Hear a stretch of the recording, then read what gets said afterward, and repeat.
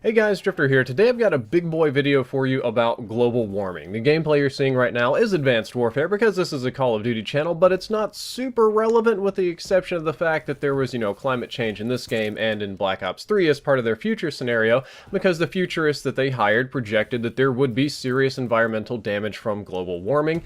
And I will come out and say, and you guys can get mad about this, I personally believe that global warming is a real thing. It's actually happening in the world. And I also believe that a significant portion of it, not 100%, we'll talk about later, is attributable to human beings, human pollution, and human action. I'm sitting in Texas right now, and we're getting the butt end of Hurricane Patricia, which is the largest hurricane ever on record, at the end of the hottest month ever on record, at the end of the hottest year ever on record, at the end of the hottest decade ever on record, and please tell me that some of you can see a pattern here. It's hot, it's really hot, it continues to get hotter, and we've got crazy weather, which sounds a lot like global warming to me, but that's not why I believe in it. I believe that global warming is a real thing, and I'm going to talk about the effects, the impact, how to fix it, all that kind of stuff later, because my opinions on that is far more complex than the fact that it's real or not. The idea isn't really that complex, and it's pretty much this, that the globe, the entire planet, not your country, not your region, not your city, not your hemisphere, none of that, but the entire planet is increasing in temperature ever so slightly year after year, and it's been doing so for about the last 100 years or so, or however long we've had accurate measurements. The ones in the 1800s are a little bit wonkier than the ones since, in the modern, especially like the last 50, 60 years or so. We've had really good data on this. NASA studies this. It's important, but these aren't massive changes. The world isn't super hot. We're not being nuked. We're not baking, but it's a very slow, gradual change. And the changes, when you measure them, are actually relatively small, especially compared to the day-to-day fluctuations of temperature. They're like fractions of a centigrade, which you think about like that's a Celsius, that's maybe like a whole degree Fahrenheit or two, and you're thinking, okay, well that's like basically nothing because the temperature changes a couple degrees Fahrenheit or centigrade all the time outside in like 30 minutes. And yeah, that's kind of true in a way. It's not like jumping 10 degrees, but you have to figure in that it's a big planet and there's lots of global averages. The global average is slowly ticking up, which means that there are places where it's going up more and others where it's, not changing very much. And I kind of like to use the example of the stock market here. When you turn on the news and they're like, oh, the stock market today did blah, blah, blah, blah, blah, blah, blah.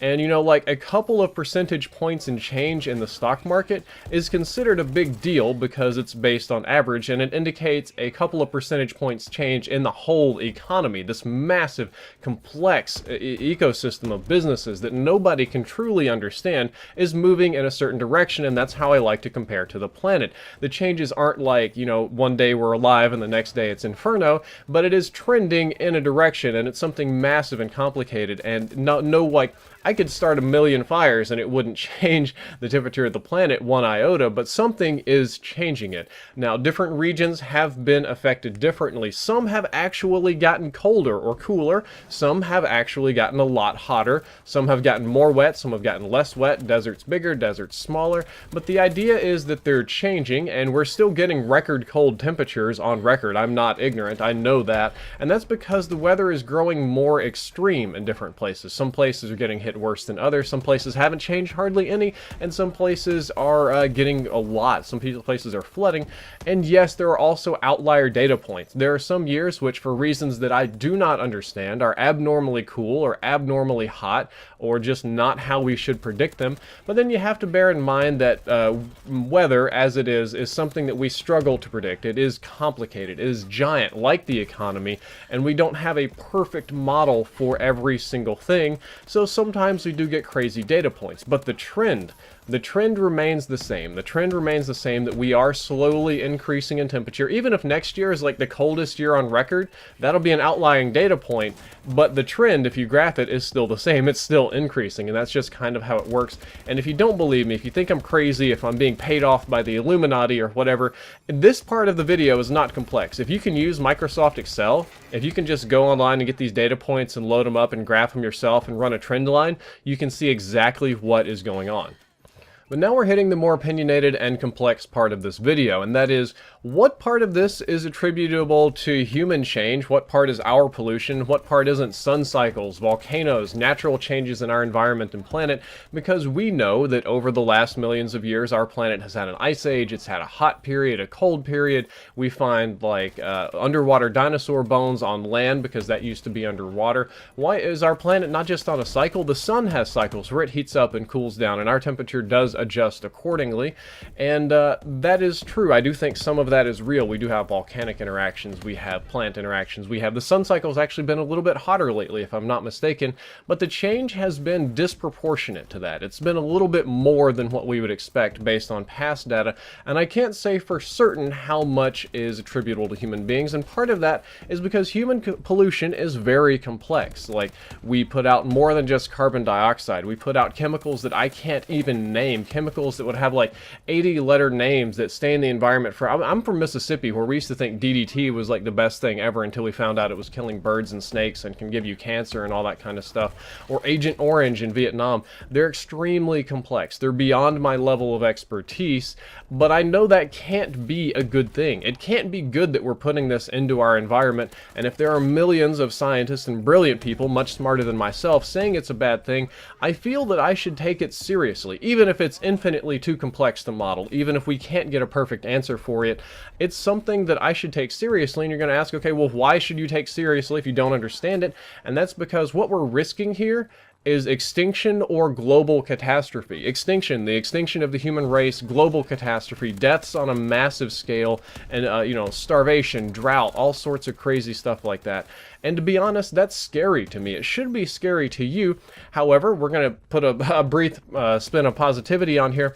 Most scientific models indicate that the carbon gun hypothesis, runaway climate change, or the thing where the Earth turns to Venus and the methane under the ocean melts and we all get boiled and baked and we die and there's no coming back from it, those are either impossible or extremely unlikely. It's been projected that if we burned every single bit of our fossil fuels in the most reckless of manner, it would not destroy all life on Earth. It would definitely get hotter, things would change, and it would be unhealthy for all of us, and most humans would die, but we wouldn't go extinct. It wouldn't be the end of time, we'd still live, and that's good, you know. It's really good and comforting to know that we're not going to extinct ourselves, probably.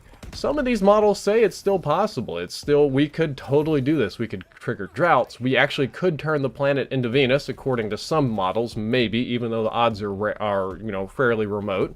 However, the way I see it, even a 0.001% chance of extinction is something that we should take seriously because it's extinction. It's the most scary thing that you can possibly imagine as a member of the human race, and there is still a real possibility of damage to our environment, to our way of living, to our hospitality, to the only place in the entire universe that we can live or get to. We're kind of screwing it up, and I think that this risk is big enough to sit down like a big boy, to put your serious goggles on, throw your bias aside, and take a look at the issue. And you're like, okay, Drifter, well, if it's so obvious, if the Earth is clearly warming up and it's all going to hell in a handbasket, why aren't we doing anything about it? Why doesn't every single person take this seriously? And there's 3 nonsense answers that I'm going to give you that everybody gives, and then there's a real answer. So the 3 nonsense answers, which do have some truth to them actually, is that big businesses don't like it. Giant mega corporations rely on being able to pollute and have some negative externalities that they don't like to deal with, and it helps their profits. Being green is not cheap. Not polluting is not cheap. It damages industries, not only in the US, but it prevents other countries from growing and modernizing because they have to go through this coal burning phase to even hope to hit clean energy, and that's bad. There are lots of regular, non-super rich blue-collar workers that don't like it because their job requires them to either commute via car and pollute, or even if they work in a factory or a place that pollutes, they don't like it because if we cleaned everything up, they'd be unemployed, they'd be out of a job, nobody likes that. And lastly, politicians like to use this against us. The same thing with abortion, gay marriage, legalizing marijuana, all that kind of stuff.